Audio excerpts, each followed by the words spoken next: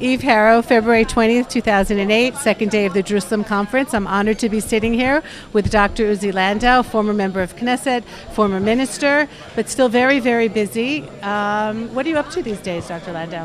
What are you up to these days? Well, I'm first in private business, and I'm also a senior research fellow in the Institute for Counterterrorism in the Interdisciplinary School in Herzliya. Mm-hmm.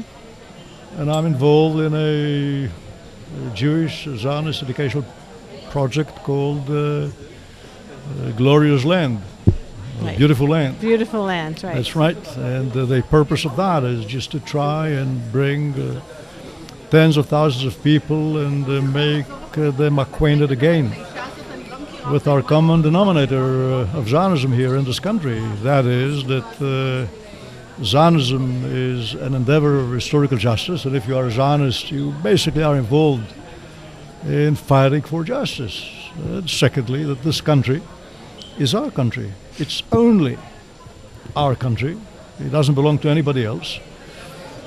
And we might have here minorities, we might have here Arabs, but the Arabs have every right in the land of Israel. They have no right on the land of Israel. And I guess this is something which our schooling system has failed to educate our kids. Right.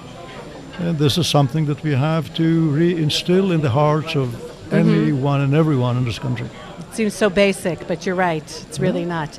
Yesterday you appeared on one of the panels in your capacity as a terrorism expert? No, the panel was basically focusing on the Israeli media. Mm-hmm.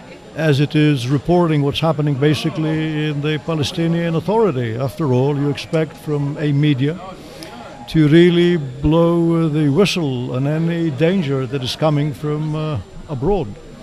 And we are here taking in our country serious decisions, and we're expecting your media to alert the population here as to what's happening in the Palestinian Authority. For example, just to bring the data as to what they teach in their schooling system. That they are telling everybody that Jews are pigs and Jews are monkeys, and that they should be prepared to suicide bomb themselves in order to eliminate us. Mm-hmm. This isn't brought in its full gravity to the attention of our people. People continue to tell here in the media that Abu Mazen is a moderate. Yes.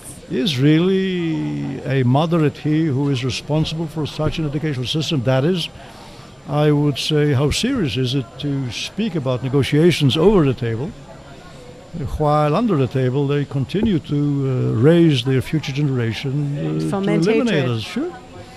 So all of these things we have been raising up, and I guess one could understand why many in our country are on the one hand misled, and on the other hand are disillusioned by the many killings which are taking place. Right, and even some people who feel that it's our fault, unbelievably so. With your background as the head of the Foreign Affairs Committee and in security in Israel, you must know more than the average person. So I would imagine that your concerns over the threats that face us, even existential threats, are very great.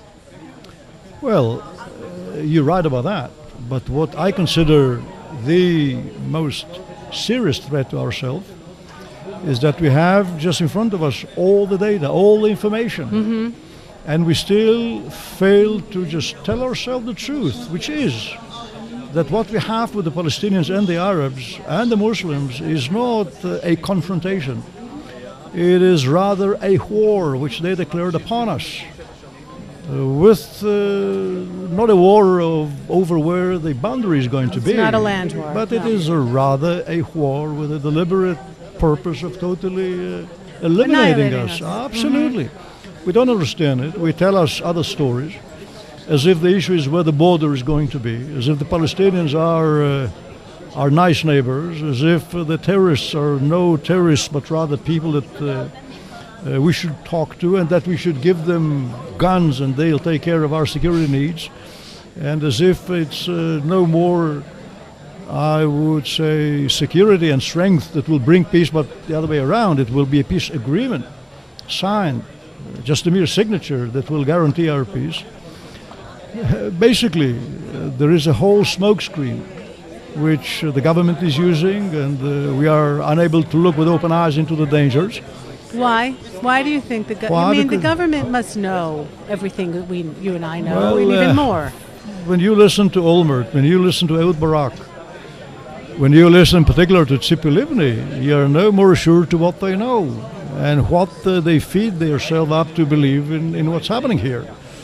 If you listen to Tzipi Livni saying that Abu Mazen is a moderate, and Ehud Olmert suggesting that a historic agreement can solve the problems, then I guess we should perhaps relate ourselves to two other of what these two political figures said. Olmert said a couple of years ago when he was addressing an American audience, he said, we are tired of wars, we are tired of casualties, we are tired of winning wars. Well, if you're tired, if you're mentally exhausted, then obviously that's where we go. And if Tzipi Livni just a year and a half ago says that the UN Security Council Resolution 7101 was a great victory and that we could rely upon that getting out of Lebanon, and as she said it, if the Arabs will obey this decision, then this is a great decision for Israel. If they will obey it, respect it. And I reminded myself immediately what the late Neville Chamberlain has said, that everything would have been fine had not Hitler lied to me. If these are the two figures which today run Israel business, we are in a deep mess.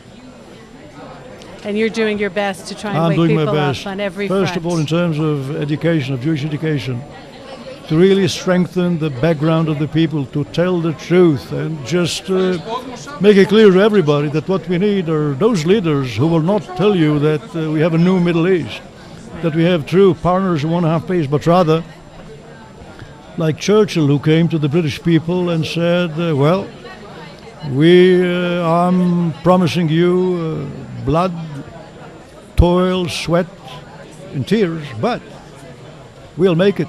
And when he was asked, what's your plan, he said, on the day that his government was inaugurated, he said, my plan is one word. It's victory. Victory at all costs. Victory despite all terror. But the alternative victory, is unthinkable. how long it's going to be.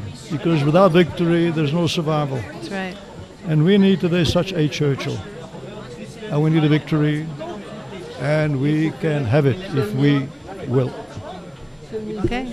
Dr. Uzi Landau. Thank you very much. Thank you for joining me today. Thank you. Be well.